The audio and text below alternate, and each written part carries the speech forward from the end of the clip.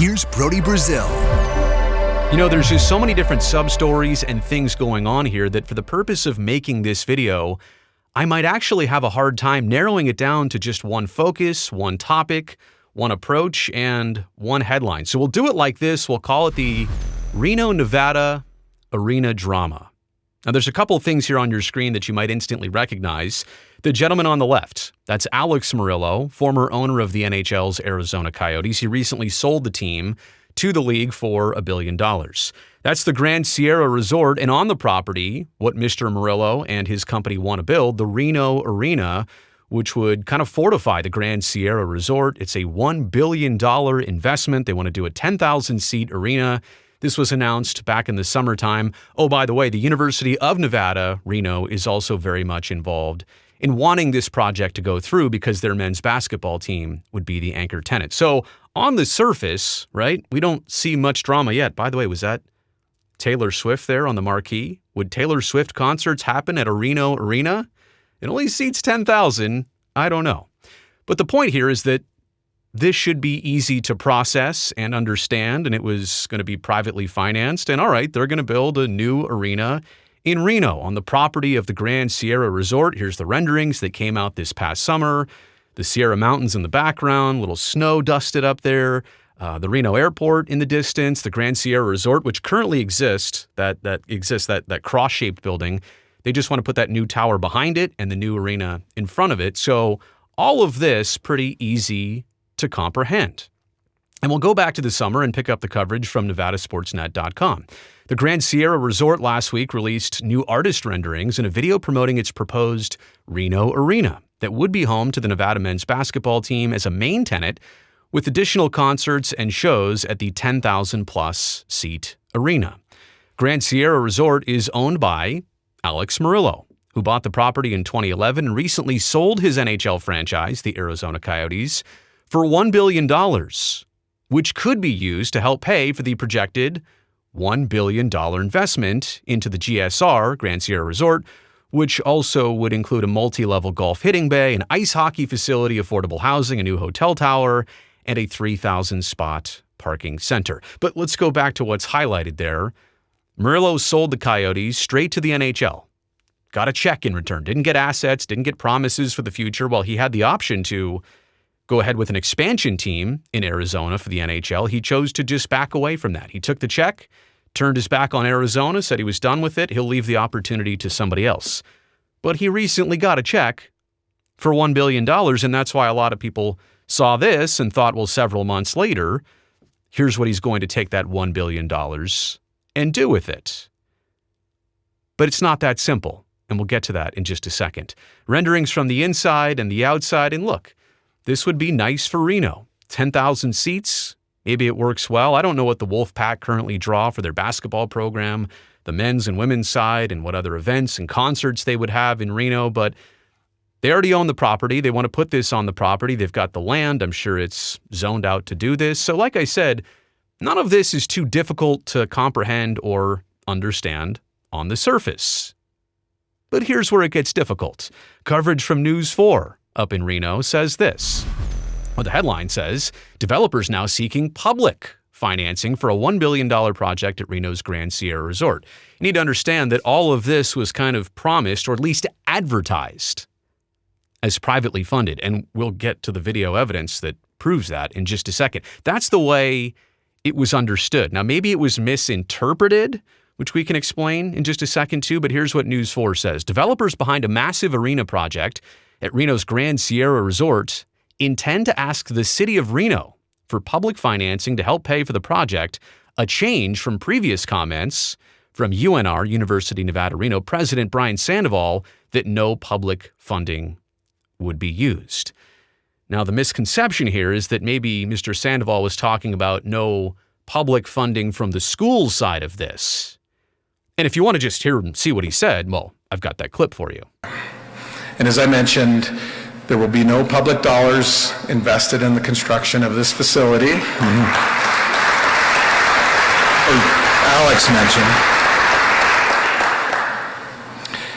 As I mentioned, well, as Alex mentioned, and that's fine, but no public dollars invested in this. I mean, I don't know that that's specific to the school or from the city of Reno or from the county up there, but the point is it was kind of advertised as that, and maybe that should have been cleared up from the very beginning. Maybe that should have been sorted out a lot earlier than now we're finding out here several months later. Back to the News 4 coverage. According to agenda items posted online before Wednesday's redevelopment agency board meeting, Power Sports Development submitted an application for tax increment financing, a TIF, to support the $1 billion development. A TIF is basically something where the developer of a property will say, all right, we're going to generate new taxes here on this property. We're going to invest some of our own money to do this, but we want to get some of the tax kickbacks because of this project, because we're making this happen. We're generating new taxes, so we want to take back some of those taxes. Instead of the government getting that, we're going to take those tax dollars back. And I'm not wholeheartedly always against that, because I think in some situations this motivates a developer to do something good for the community. But I think it's a question always of what's necessary. Usually a TIF is reserved for an area that is dying to be developed, or a need that is dying to be satisfied. I don't know that this need is exactly that for Reno, but it's up to them to determine that. The quote, Nevada Arena, or the Reno Arena, would be home to the Nevada men's basketball team and a potential AHL hockey team owned by the GSR's Alex Meruelo. Yeah, that's the Tucson Roadrunners I mentioned before. Mereulo still owns the Coyotes' old AHL affiliate. They play, 90 minutes south of Phoenix down in Tucson, and they're still playing there. And I think the ultimate plan is to build a new arena for them in Reno, move them up to Reno into a building that he owns at a resort that he also already owns. The latest plans would include a 10,000-seat arena, satellite ice rink, I think for practice purposes. The main arena would probably be able to host an NHL-sized rink, a dedicated parking garage, a fan zone, workforce housing, and more. The staff report states that city officials have determined the GSR project meets criteria for a catalyst project, meaning it could qualify for a TIF, tax increment financing. Again, then a TIF is not always an option, always available, and there are some qualifications. It seems like the city has gone over this and says, well, maybe they're justified in at least asking for this. I'll get to the optics of it in just a second, but it is kind of interesting. Quote, the project is expected to drive significant economic benefits, including job creation during construction and operation, increased tax revenues, improved infrastructure, and a boost to tourism and local businesses, the staff wrote for the city of Reno. So let's get to some of my takeaways here. The clarification is this. When the university president gets up and says no public tax dollars, maybe what should have been said is, this won't cost our school any money.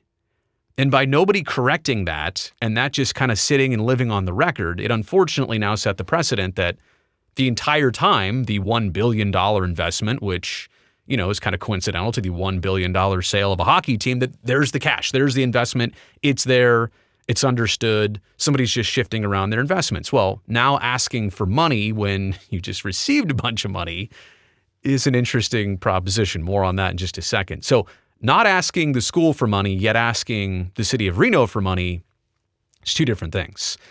I also think, too, when we're led to believe projects and promises, it's hard to believe anything anymore until it's actually written and signed in a contract, right? Because when the promise was out there, privately financed, oh, it's the end of October. Now we'll be asking for a tax increment finance district. We'll be asking for public money that instead of, we're going to build this project, we're going to generate from the revenues on it. Now we also want to benefit from the tax revenues on it instead of the county, instead of the city.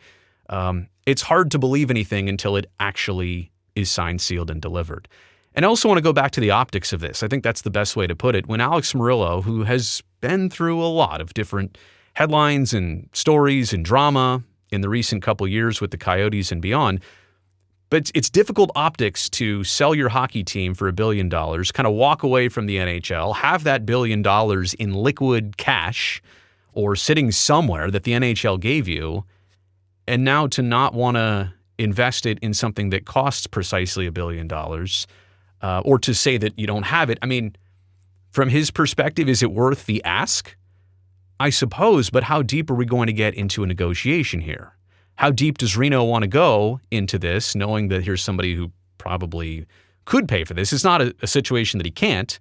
It's a situation that he's going to try and ask for help before he goes ahead and commits a certain amount to it.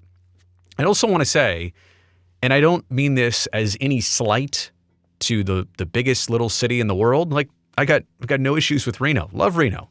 It's a great place. I mean, it's not in California, but it's not distant from Northern California. It's in the Tahoe region, and Reno's fine. It's a nice little asset to the western region. But we're talking about a 10,000-seat arena where they think they're going to get like Taylor Swift concerts. That's not reasonable to happen. But they want to do luxury suites there. They want to build 800 new hotel rooms. Reno can have nice things. But I think to do all of this, to dump all of this in at once, or even in the span of 10 years, I don't know that the growth and the trajectory of Reno matches something like this. I mean, yeah, you want to move an AHL team there? Great. You want to build a nice arena? I mean, look what they've done in South Lake Tahoe.